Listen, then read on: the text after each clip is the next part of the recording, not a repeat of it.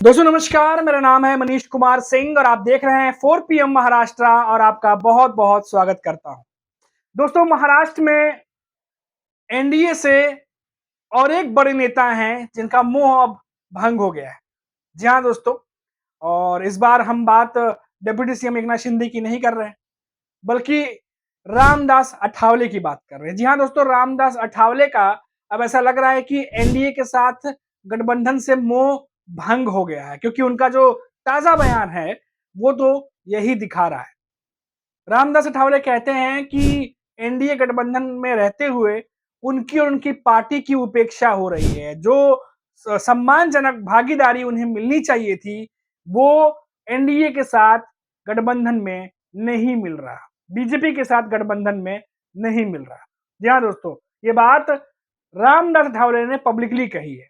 Media से बातचीत के दौरान उन्होंने कहा कि जब वो शरद पवार और कांग्रेस के साथ गठबंधन में थे, तब उनकी पार्टी और उनके लोगों को सम्मानजनक साझेदारी मिलती थी, पद भी मिलते थे, सीटें भी मिलती थी। लेकिन अब जो मौजूदा स्थिति है, वो उपेक्षा से भरी हुई है। उनके और उनके पार्टी के जो नेता हैं, उन्हें उपेक्षित किया जा रहा है और जो कह सकते हैं कि जो साझेदारी है, उससे दूर रखा गया है। रामदास अठावले यही नहीं रुके, उन्होंने कहा कि पीएम मोदी मेरी ताकत जानते हैं, इसीलिए केंद्र की सरकार में कई बार उन्हें मंत्री बनाया गया। लेकिन अब जो कुछ भी हो रहा है, लगता है उससे रामदास अठावले अब नाराज हो गए हैं। कुछ दिनों पहले भी खबर आई थी कि देवेंद्र फडणवीस से उनकी पहले भी कई बार चर्चा हो चुकी है। विधान परिषद या विधानसभा की बात करें, उसमें सीटें जो है मिले, उनके नेताओं को पद मिले उसको लेकर के। लेकिन उसके बावजूद भी एक भी सीट जो है वो रामदास अठावले को नहीं मिली। जिसके बाद ऐसा लग रहा है कि रामदास अठावले के जो नेता हैं, वो अब कहीं न कहीं रामदास अठावले से क्या नाराज हो गए हैं? क्या इसीलिए रामदास अठावले अब पब्लिकली इस बात को उठाने लगे हैं कि उनके और उनके पार्टी के नेताओं को उपेक्षित किया जा रहा है? क्योंकि दोस्तों ये बात बहुत ज्यादा मायने रखती है, क्योंकि हमने देखा था कि जब विधानसभा चुनाव में महायुति की सरकार चुन करके आई थी, तो देवेंद्र फडणवीस की बगल में लगी कुर्सी पर रामदास अठावले भी बैठे हुए थे और जो तमाम नेता उनके साथ में थे, वहां पर रामदास अठावले भी मौजूद थे। और ऐसे में महाराष्ट्र में बार बार रामदास अठावले जो है वो कह रहे हैं कि उनके उनकी पार्टी की जो है वो उपेक्षा की जा रही है, जो ठीक नहीं है। चर्चा हुई, न विधानसभा में न विधान परिषद में, कहीं भी जो है उनको हिस्सेदारी नहीं मिल रही है। तो अब क्या रामदास अठावले ये जो बयान दे रहे हैं पब्लिकली मीडिया से बात करते हुए, अब ये सोच क्या क्या सोच समझ कर बयान दे रहे हैं, वो देखना होगा। क्या आने वाले दिनों में रामदास अठावले क्या कोई और ऑप्शन तलाशेंगे? क्या महाराष्ट्र की सियासत में रामदास अठावले जिस तरीके से शरद पवार की तारीफ कर रहे थे, अपने सुहाने पलों को याद कर रहे हैं वो, और शरद पवार की तारीफ करते हुए दिखाई दिए, तो क्या कुछ ऐसा भी आने वाले समय में मुमकिन है कि शरद पवार के साथ वो चले जाएं?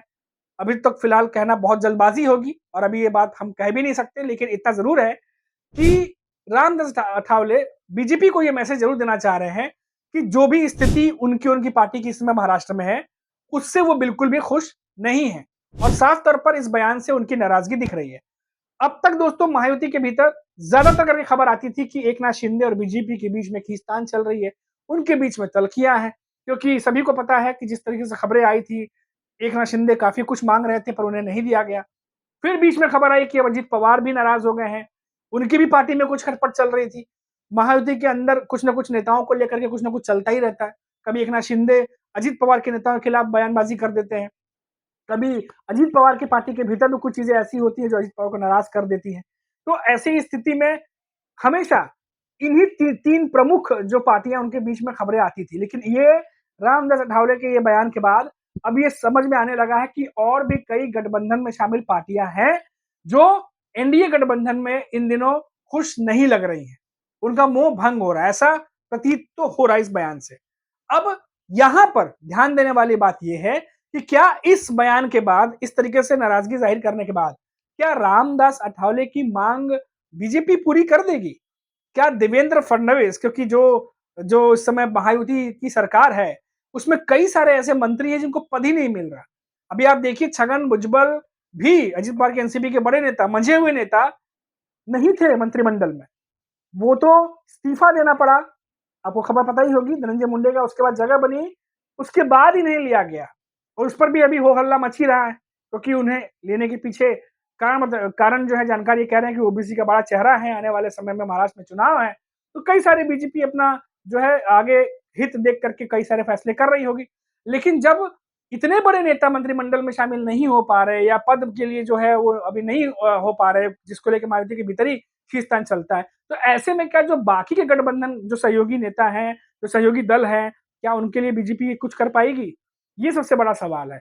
और जिस तरीके से पब्लिकली खड़े होकर के जिस तरीके से मीडिया में बात कर रहे हैं रामदास अठावले जो बयान दे रहे हैं, अब इसके बाद देखना होगा कि देवेंद्र फडणवीस इस बयान के बाद इस पर क्या रिएक्ट करते हैं और साथ ही साथ क्या इस पर वाकई में कुछ काम जो है इनकी नाराजगी दूर करने के लिए किया जाएगा या फिर ये रामदास अठावले कोशिश काफी सालों से कर रहे थे, नहीं हो रहा है इसीलिए अब मीडिया में आकर के ये बयान दे रहे हैं। तो कुल मिलाकर बात ये है कि महायुति के भीतर सिर्फ ये जो 3 प्रमुख पार्टियां इनके बारे में ही खबरें आती थी कि खींचतान है, चीजें बन नहीं रही हैं, कई बार विवाद हो जाता है, बयानबाजी हो जाती है, लेकिन अब ये समझ में आ रहा है कि एनडीए के भीतर कई और पार्टियां हैं जो मौजूदा स्थिति में जो उपेक्षा का शिकार है और उन्हें जो है अब ये बिल्कुल भी पसंद नहीं आ रहा।